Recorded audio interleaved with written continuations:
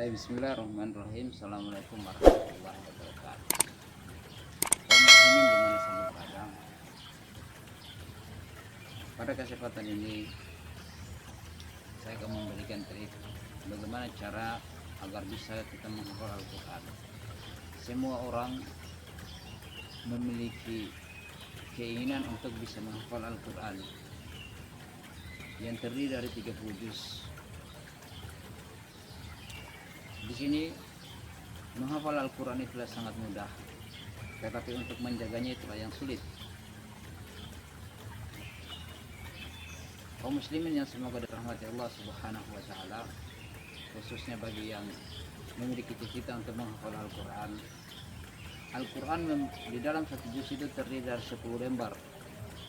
Secara umum, walaupun memang di situ ada perbedaan dalam cetakannya.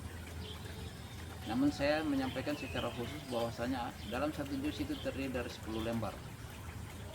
Maka kalau kita mengambil dalam setiap harinya menghafal satu halaman, maka dalam 20 hari kita mendapatkan satu juz. Jadi kalau kita menghitung-hitung dalam satu bulan kita harus mencapai Al-Quran, kita satu juz kita menghafalnya, maka di sini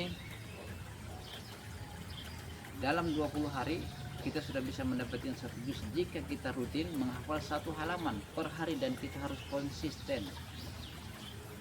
Di sisanya 10 hari untuk mencapai 30 hari itu kita harus murojaah dalam yang satu juz tersebut sebelum kita lanjut pada lembar berikutnya atau juz sebelumnya. Nah, begitu pula di dalam menghafal per harinya. Kalau kita menghafal fokus satu halaman, maka kita harus satu halaman walaupun kita mampu di dalam satu lembar, tetapi saya lebih sarankan untuk fokus pada satu halaman agar lebih mudah kita di dalam murajaahnya, karena murajaah itu sangat berat, menghafal itu sangat mudah. Jika Anda yang memiliki kemampuan di bawah dari satu halaman, berarti kita mengambil setengah halaman. Kita harus, dan itu rutin setiap hari, tidak bisa tunda, tidak bisa terputus-putus, dan harus rutin di dalam menghafal. Kalau setengah halaman maka setengah halaman terusnya, kalau satu halaman per harinya, tidak bisa ditambah. Yang repotnya adalah ketika murojaah nanti. Kemudian kalau memang susah untuk menghafal, dalam satu ayat itu susah untuk kita menghafal, maka saya memberikan sebuah pengalamannya. Itu Al-Quran tidak bisa langsung dihafal. Mengapa? Yang perlu kita ketahui bahwasanya kebiasaan lidah untuk memudahkan di dalam menyebutkan ayat Al-Quran itu berpengaruh dalam menghafal Al-Quran.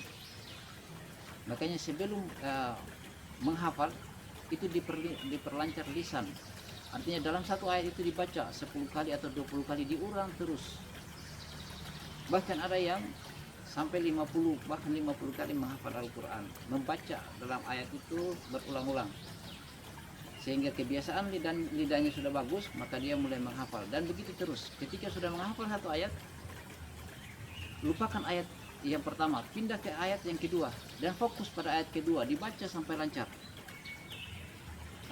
dibaca, kemudian dihafal. Setelah hafal, jangan langsung ke ayat ketiga, ulangi dulu ayat satu dan ayat keduanya. Begitu pula ketika sudah hafal kedua ayat tersebut, pindah ke ayat yang ketiga, lupakan dulu ayat satu dan ayat yang kedua, fokus ke ayat yang ketiga, dibaca sampai lancar, kemudian dihafal. Setelah dihafal, jangan langsung ke ayat keempat, tetapi mulai dari ayat ke 1 sampai ke 3, diulangi terus sampai seakan-akan engkau menghafalnya seperti menghafal surah Al-Fatihah. Diulangi mau 10 kali, 20 kali atau 50 kali, yang penting lancar. Setelah itu pindah ke ayat berikutnya, ayat keempat, dan begitu lakukan. Lupakan dulu ayat yang sudah dihafal tadi, fokus pada ayat yang keempat. Begitu terus dibaca sampai lancar, kemudian dihafal. Setelah hafal, ulangi murojaah dari atas lagi sampai ayat keempat, diulangi sebanyak 20 kali atau lebih dari itu.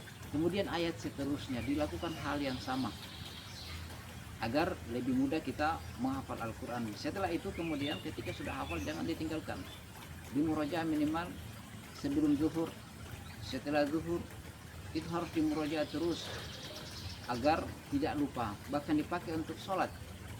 Begitulah cara untuk menghafal Al-Quran.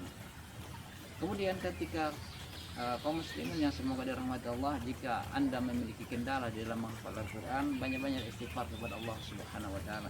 Karena Allah Subhanahu wa taala tidak akan memberikan cahayanya kepada orang yang bermaksiat kepadanya. Kemudian banyak-banyak berdoa dan minta doa ke orang tua, karena itu doa yang terbaik.